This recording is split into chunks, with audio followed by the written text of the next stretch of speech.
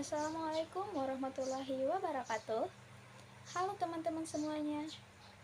Perkenalkan, nama saya Rizky Imedia Ziana, mahasiswa jurusan Pendidikan Bahasa dan Sastra Indonesia Universitas Lambung Mangkurat dengan NIM 25101161200005. Nah, di sini saya akan memaparkan materi terkait hakikat, sifat, dan juga fungsi bahasa. Ketika teman-teman mendengar bahasa, yang terlintas di pikiran adalah alat komunikasi. Nah, lebih tepatnya, bahasa adalah sistem lambang bunyi yang digunakan oleh antar individu atau juga kelompok sosial untuk berkomunikasi, bekerja sama, atau juga untuk mengidentifikasikan diri mereka. Nah, bahasa ini terdiri dari beberapa sifat. Yang pertama, bahasa berupa sebuah sistem. Mengapa demikian? Karena dalam sebuah bahasa ada struktur yang harus ditaati agar kalimat tersebut dapat disebut sebagai sebuah bahasa. Nah, strukturnya yaitu subjek, predikat, dan juga objek. Yang kedua, bahasa merupakan lambang. Mengapa bahasa disebut sebagai sebuah lambang? Karena pada zaman dahulu, orang-orang menggunakan bahasa menggunakan sebuah lambang atau juga tataran simbolik untuk berkomunikasi. Nah, pada saat ini, beberapa lambang digunakan untuk berkomunikasi secara tidak langsung. Contohnya yang dapat teman-teman temui dengan mudah, yaitu lambang P yang dicoret, memiliki arti dilarang parkir.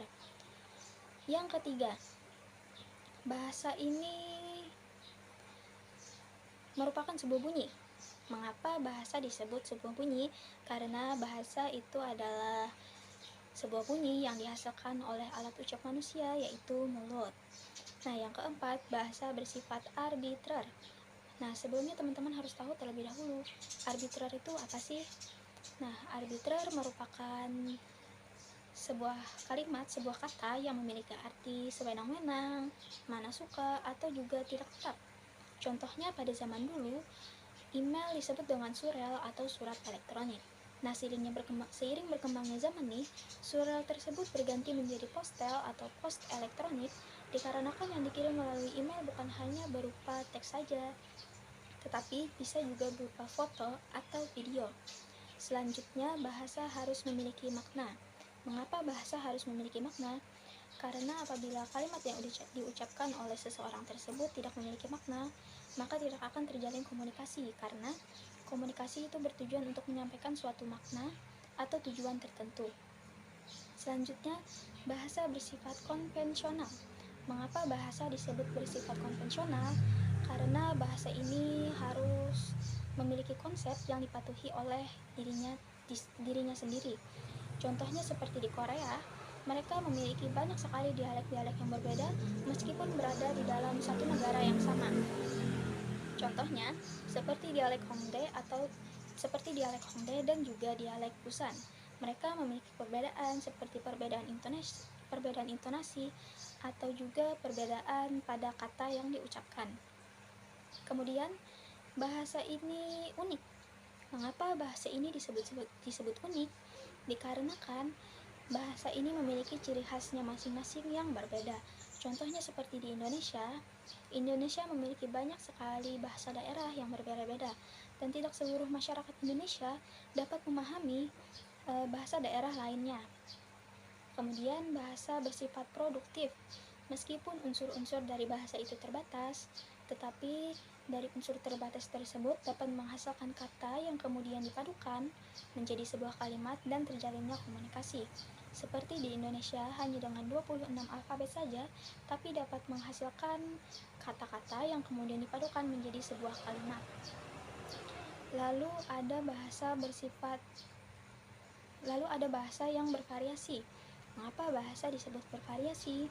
Dikarenakan bahasa ini terpengaruh oleh latar belakang seseorang. Contohnya, ada individu yang tidak dapat menyebutkan konsonan R. Nah, dia ini tidak dapat menyebutkan konsonan R dikarenakan beberapa faktor. Misalnya, karena lidahnya pendek atau tidak dilatih sedari dini hingga terbawa ke dewasa. Kemudian, bahasa bersifat dinamis. Mengapa bahasa disebut bersifat dinamis? Karena bahasa ini mengikuti pergerakan manusia yang berbudaya. Nah, jadi seiring berkembangnya zaman, banyak kalimat atau istilah-istilah baru yang ditemui oleh kita karena bahasa bersifat dinamis yang mengikuti pergerakan manusia atau manusia yang berbudaya tersebut. Kemudian bahasa bersifat manusiawi. Nah, mengapa bahasa disebut bersifat manusiawi? Dikarenakan bahasa ini hanya diperuntukkan untuk manusia saja. Bagaimana dengan hewan? Contohnya seperti burung beo yang dapat meniru bahasa manusia. Meskipun burung beo dapat meniru bahasa manusia, tetapi tidak dapat disebut sebagai berbahasa dikarenakan burung beo tergolong sebagai hewan dan juga yang diucapkan hanya meniru dari manusia. Dan yang terakhir, bahasa bersifat universal. Mengapa demikian? Karena bahasa dapat dipahami oleh individu yang mempelajarinya. Contohnya di Indonesia, pada sekolah menengah pertama dan sekolah menengah atas, mereka mempelajari bahasa Inggris. Nah, mereka ini dapat memahami bahasa Inggris dan dapat menggunakannya dengan baik karena dia mempelajari bahasa tersebut. Nah, yang terakhir ada fungsi bahasa. Nah, yang pasti, bahasa ini berfungsi sebagai alat komunikasi antar individu atau kelompok sosial ya, agar terjalinnya interaksi dan komunikasi yang baik antar individu. Dan yang terakhir, bahasa ini berfungsi sebagai alat untuk mengekspresikan diri. Nah, bagaimana bahasa dipergunakan sebagai alat untuk mengekspresikan diri? Contohnya seperti sedang marah, sedang bahagia, atau sedang sedih, kita mengungkapkan perasaan tersebut melalui bahasa. Nah, itu tadi hakikat, sifat, dan juga fungsi bahasa yang saya berikan. Semoga teman-teman dapat memahaminya. Salah kata saya mohon maaf dan saya akhiri. Wassalamualaikum warahmatullahi wabarakatuh.